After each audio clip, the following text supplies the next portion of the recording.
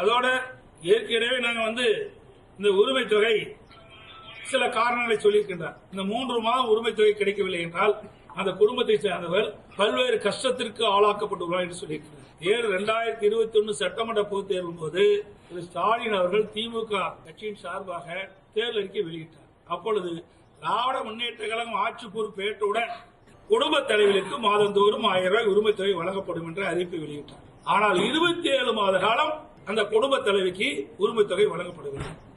இதை நான் பிரதான எதிர்க்கட்சி தலைவர் என்ற முறையிலும் எங்களுடைய சட்டமன்ற உறுப்பினர்களும் தொடர்ந்து சட்டமன்றத்திலே அழுத்தம் கொடுத்தோம்.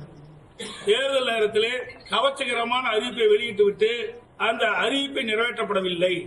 அந்த அறிவிப்பின் காரணமாகத்தான் அதை நம்பி குடும்ப தலைவர்கள் வாக்களித்திருக்கிறார்கள். அந்த குடும்ப தலைவருடைய உறுப்பினர்கள் வாக்களித்த காரணத்தினால் நீங்கள் ஆட்சிக்கு வந்திருக்கின்றீர்கள். ஆட்சிக்கு வந்த பிறகு 27 மாதம் தொடர்ந்து நாங்கள் வலியுறுத்திக் கொண்டே இருந்தோம். இந்த உரிமை தொகை வழங்கப்பட வேண்டும், கொடுக்கப்பட்ட வாக்குறுதியை நிறைவேற்ற வேண்டும், அந்த ஏழை குடும்பத்தைச் சேர்ந்த குடும்ப தலைவை ஏமாற்றக்கூடாது அப்படி என்று தொடர்ந்து சட்டமன்றத்தில் வலியுறுத்தி வந்தோம். அதிமுக பொதுக்கூட்டத்திலும் வலியுறுத்தி வந்தோம். தொலைக்காட்சியில் பேட்டி கொடுக்கின்ற பொழுதும் வலியுறுத்தி வந்தோம். நான் அறிக்கை விடுகின்ற பொழுது இதை வலியுறுத்தி சொன்னோம்.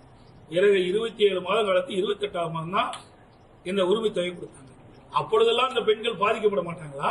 இப்ப கொடுக்கின்ற காரணம், ஸ்டாலின் சொன்ன காரணம், பிப்ரவரி மாதம், மார்ச் மாதம், ஏப்ரல் மாதத்திலே நாங்கள் எதற்காக கொடுக்கணும் என்று சொன்னாரே, அந்த காரணம் 27 மாதம் இந்த உரிமை தொகை பெறுகின்ற குடும்ப தலைவிகள் பாதிக்கப்பட்டிருக்க மாட்டாங்களா? ஆக வேண்டுமென்றே திட்டமிட்டு தேர்தலை மையமாக கொண்டு அந்த பெண்ணுடைய குடும்பத்துடைய வாக்குகளை பெற என்பதற்காக இந்த அறிவிப்பை வெளியிட்டிருக்கிறார்.